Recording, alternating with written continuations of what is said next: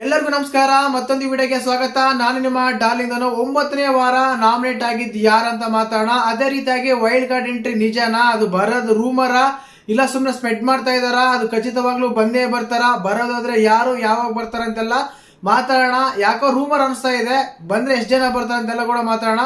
ದಯವಿಟ್ಟು ಚಾನಲ್ ಯಾರನ್ನ ಹೊಸ ನೋಡ್ತಿದ್ರೆ ಮಿಸ್ ಮಾಡಿದ್ರೆ ಸಬ್ಸ್ಕ್ರೈಬ್ ಮಾಡಿ, ಲೈಕ್ ಮಾಡಿ, ಶೇರ್ ಮಾಡಿ. ಮತ್ತೆ ಮುಖ್ಯವಾಗಿ 9ನೇ ವಾರದಲ್ಲಿ ನಾಮಿನೇಟ್ ಆಗಿದ್ದು ಯಾರಂತ ಹೇಳೋದಾದ್ರೆ, ಎಪಿಸೋಡ್ ನೋಡಿರ್ತೀರಾ, ಅದರಲ್ಲಿ ಸ್ವಲ್ಪ ಆಫ್ ತೋರಿಸ್ತಾರೆ, ಇನ್ನು ಆಫ್ ಲೈವ್ ಅಲ್ಲಿ ನೋಡಿದೆ ಯಾರೆಲ್ಲ ನಾಮಿನೇಟ್ ಆಗಿದಾರಂತ. ಮುಖ್ಯವಾಗಿ ಈ ವಾರ ನಾಮಿನೇಟ್ ಆಗದೆ ಇರೋರು ಯಾರಂತ ಕೇಳೋದಾದ್ರೆ ಸುಮಾರಾಗಿ 5 ರಿಂದ 6 ಜನ ನಾಮಿನೇಟ್ ಆಗಲ್ಲ. ಅದರಲ್ಲಿ ಮೊದಲನೇದಾಗಿ ಸ್ಪಂದನ್ ಅವರು ಇದ್ದಾರೆ, ಧನು ಅವರು ಇದ್ದಾರೆ, ಅಭಿಷೇಕ್ ಕ್ಯಾಪ್ಟನ್ ಇದ್ದಾರೆ, ಅದಾದ್ಮೇಲೆ ರಕ್ಷಿತಾ ಇದ್ದಾರೆ, ಆದ್ಮೇಲೆ ಸೂರಜ್ ಅವರು ಇದ್ದಾರೆ, ಆಮೇಲೆ ರಾಶಿ ಕೂಡ ನಾಮಿನೇಟ್ ಆಗಿಲ್ಲ ಅಂತ ಅನ್ಸುತ್ತೆ.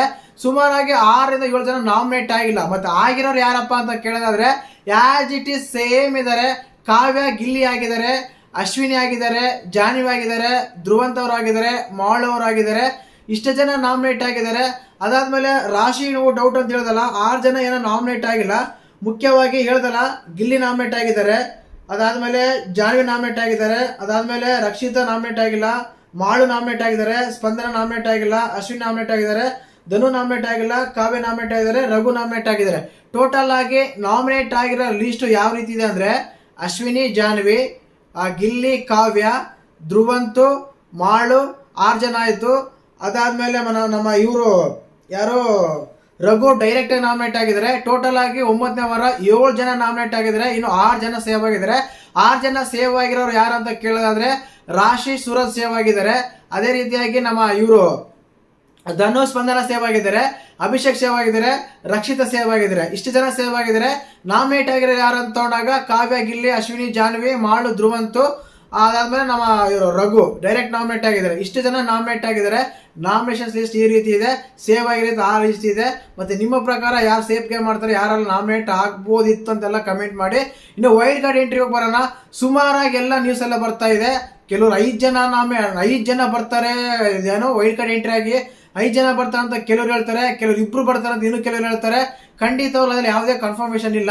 ಒಂದಂತೂ ಸತ್ಯ, ನಮ್ಮ ಉಗ್ರ ಮಂಜು ಅವರು ಈ ಸೀಸನ್ಗೆ ಒಂದು ಗೆಸ್ಟ್ ಆಗಿ ಬರ್ತಾರಂತೆ, ಬರ್ಬೋದಂತೆಲ್ಲ ಅಂತ ಹೇಳ್ತಾ ಇದಾರೆ.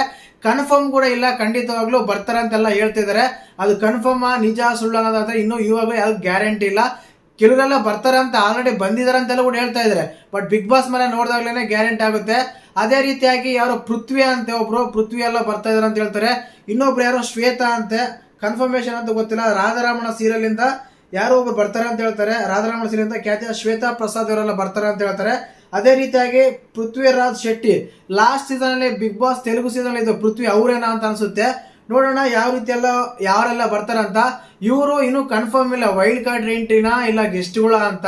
ಬಟ್ ವೈಲ್ಡ್ ಕಾರ್ಡ್ ಎಂಟ್ರಿ ಮಾತ್ರ ಆದ್ರೆ ಮಾತ್ರ ಸಖತ್ತಾಗಿರುತ್ತೆ, ಊಹೆ ಮಾಡಕ್ ಹೋಗಲ್ಲ. ಆ ರೀತಿ ಎಲ್ಲ ಟ್ವಿಸ್ಟ್ ಅಂಡ್ ಟರ್ನ್ಸ್ ಇರುತ್ತೆ. ಒಂದ್ ವೇಳೆ ಗೆಸ್ಟ್ಗಳಾದ್ರೆ ಒಂಥರ ಇರುತ್ತೆ.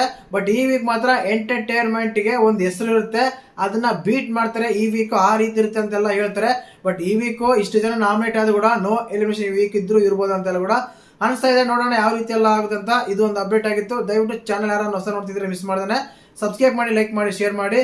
ಜೈ ಹಿಂದ್, ಜೈ ಕರ್ನಾಟಕ ಮಾತೆ.